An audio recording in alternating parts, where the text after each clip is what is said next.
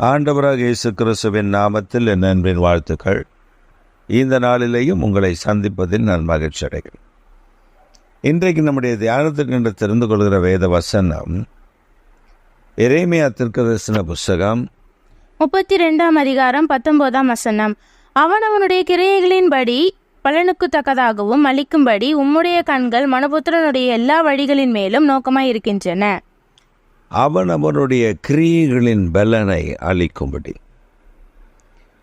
அந்த பலனுக்கு தக்கதாக அவனுக்கு கொடுக்கும்படி கர்த்தருடைய கண்கள் மனுபுத்திரமே நோக்கமாய் இருக்கின்றன. நாம் செய்கிற ஒவ்வொரு கிரியைக்கு தக்க பலன் உண்டு. வேதம் சொல்லுகிறது, அவன் அவனுடைய கிரியைக்கு தக்க பலனை அளிக்கிறவர். வெளிப்படுத்துகிற விசேஷத்தில் நாம் வாசிக்கும் பொழுது அங்கே எப்படி சொல்லப்பட்டிருக்கிறது, அவர் வருகிறார், அவன் அவனுடைய கிரியைக்கு தக்க பலனை அளிக்கும்படி வருகிறார். அப்போ அவன் அவனுடைய கிரியைக்கு தக்க பலனை அளிக்கும்படி மனுபுத்திரர் மேல் அவருடைய கண் நோக்கமாய் இருக்கிறது. மறந்துவிடக்கூடாது. உள்ளறையில் நான் செய்கிறது எப்படி வெளியே தெரியும் என்று நீ நினைக்கலாம். ஆனால் கர்த்தர் வெளியரங்கமாய் அதை பதில் கொடுக்கிற ஆண்டவர்.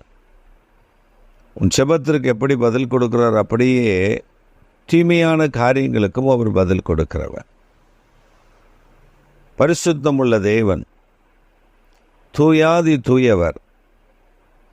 அவர் அவனவருடைய கிரியைக்கு தக்க பலனை, சிலர் வெளியிலே பரிசுத்தத்தை போல காணப்படுவார்கள், ஆனால் உள்ளுக்குள்ளே பாவம் நிறைந்திருக்கும். அவருடைய வாழ்க்கையில பாவம் செழித்திருக்கும். ஒரு சமயம் ஒரு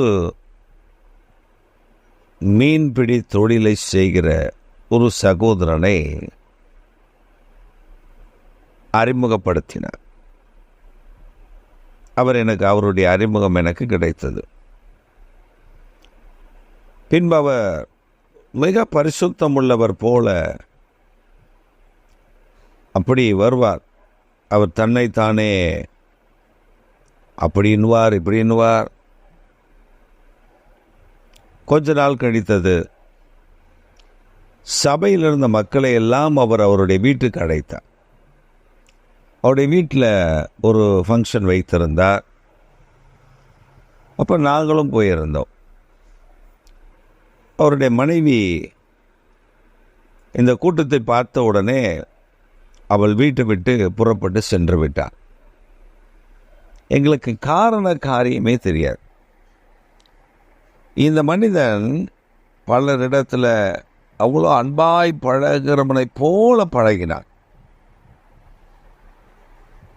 பல இடங்களுக்கு அவன் அந்த மீன்களை கொடுக்கிற பழக்கம் இருந்தது. விசுவாசிகளுக்கு என்றால் அவன் தாராளமாய் நல்ல மீன்களை கொடுப்பதாக சொல்லி அவன் கொடுத்து வந்தான். உண்மையிலேயே நல்ல மீன்களை அவன் கொடுத்திருக்கிறான்.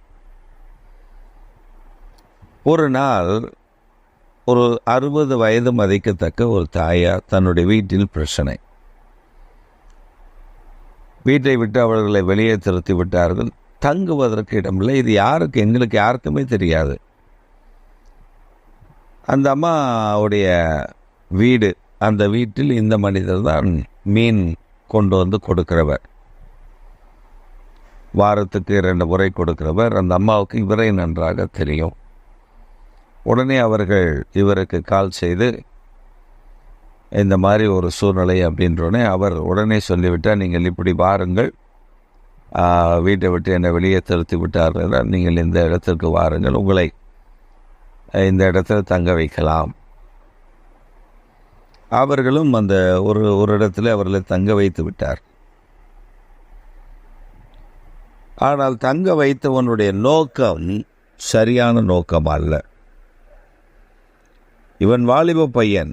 இவனுக்கு ஒரு 25 ஒரு 28 வயதுக்குள்ளே தான் இருக்கும். அந்த அவர்களுக்கு வயது சென்றவர்கள் 60 வயது. ஆனால் அவர்களை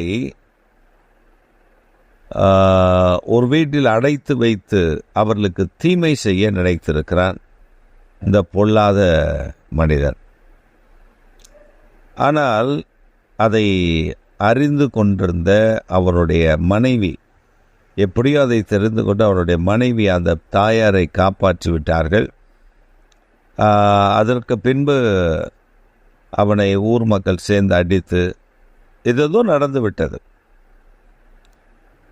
எங்களுக்கு அதற்கு பின்பு தான் 2 நாளைக்கு பின்பு தான் அந்த கிராமத்திலிருந்து வந்த ஒருவர் இந்த செய்தி எங்களுக்கு சொன்னார். நாங்கள் போன பொழுது அந்த சகோதரி தான் பார்த்தோம். அவர்கள் எங்களிடத்தில் முகம் கொடுக்கவில்லை. ஆனால் அவர்கள் புறப்பட்டு சென்று விட்டார்கள், பேசவில்லை. பின்புதான் தெரிந்தது இவனுக்கு இதே வேலை. இந்த குடும்பத்தை அழகாக நடத்தி கொண்டு செல்லலாம்.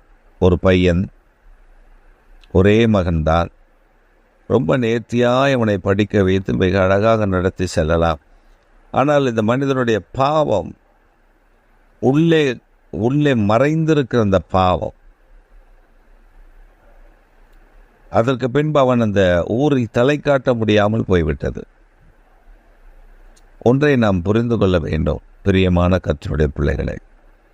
உங்களை பற்றி தீதாய் சொல்லுவார்கள், நீங்கள் பாக்கியவான்களாய் இருப்பீர்கள். ஆனால் தீமையை செய்கிறவனை தீமையை செய்கிறவன் என்று சொன்னால் அது பாக்கியவான் அல்ல. அதனால் பாதிப்பு வரத்தான் செய்யும். இந்த பூமியில் பிறந்த எவனும் சரியான மனிதன் என்று சொல்லிவிட முடியாது. ஆனால் பரிசுத்தமுள்ள தேவன் அவனுடைய கிரியைக்கு ஒரு பலனை அளிக்கும்படி அவருடைய கண்கள் மனுபுத்தரை கண்ணோக்கி கொண்டிருக்கிறது. காரணம் என்ன தெரியுமா? அந்த மனிதனை அவனுக்கு பிரதிபலனை அளிக்கும்படி, மீட்டு விடும்படி, காப்பாற்றும்படி, அவன் குறைகளை மன்னித்து விடும்படி. ரோமர் நிருபத்தில் 28வது அதிகாரம் 36ஆம் வசனம் சொல்லுகிறது, பிதாவின் வலது பாசத்தில் அமர்ந்து நமக்காக பரிந்து பேசுகிறார் என்று. சில கேட்கலாம், ஒருவருக்கு அவர் பரிந்து பேசலாம், 800 கோடி மக்களுக்கும் அவர் பரிந்து பேச முடியுமா என்றால் முடியும். அதுதான் கர்த்தர், அதான் கடவுள். ஓம்னி பொட்டன்ஸ் என்று சொல்லுவார்கள். அவர் எங்கும் வியாபித்திருக்கிற கர்த்தர். அந்த வியாபித்திருக்கிற தேவன் நமக்காகவும் வேண்டுதல் செய்ய முடியும், மற்றவர்களுக்காக வேண்டுதல் செய்ய முடியும். அமெரிக்கா தேசத்தில் உள்ளவர்களுக்கு வேண்டுதல் செய்ய முடியும், ஆப்பிரிக்கா தேசத்தில் உள்ளவர்களுக்கும் வேண்டுதல் செய்ய முடியும். அவர்களுக்காக அவர் பரிந்து பேசவும் முடியும். இன்றைக்கு ஆண்டவர் நமக்கு கற்றுக் கொடுக்க விரும்புகிற ஒரு காரியம் என்ன? உன் கிரியைகள் அவருக்கு உகந்ததாய் இருக்கட்டும், அவ்வளவுதான். அதை அவர் பார்த்து கொண்டிருக்கிறார். பார்க்கவில்லை என்று நினைக்காதீர்கள், அவர் பார்த்து கொண்டிருக்கிறார். முடிவிலே நன்மையை விளங்க செய்வார். நன்மை செய்கிறவன் செய்யட்டும், பரிசுத்தம் உள்ளவன் இன்னும் பரிசுத்தமாகட்டும், தீமை செய்கிறவன் இன்னும் தீமை செய்யட்டும், அவனுடைய கிரியைக்கு தக்க பலன் என்னோடு கூட வருகிறது என்று சொன்னார். இன்றைக்கு நாம் புரிந்து கொள்ள வேண்டிய ஒரே ஒரு விஷயம், அவர் விரும்புகிற கிரியைகளை நாம் செய்ய நமக்கு கர்த்தர் கற்றுத் தருவாராக. நாம் ஆண்டவரிடத்தில் கேட்போம், ஆண்டவரை உங்களுக்கு விரும்புகிற கிரியைகளை நாங்கள் செய்ய எனக்கு தாரும், கிருபை தாரும் என்று சொல்லி ஆண்டவர் சரியான பாதையில் நம்மை நடத்தி நம்மை ஆசீர்வதித்து உயர்த்தி காப்பார். ஆமென், ஆமென்.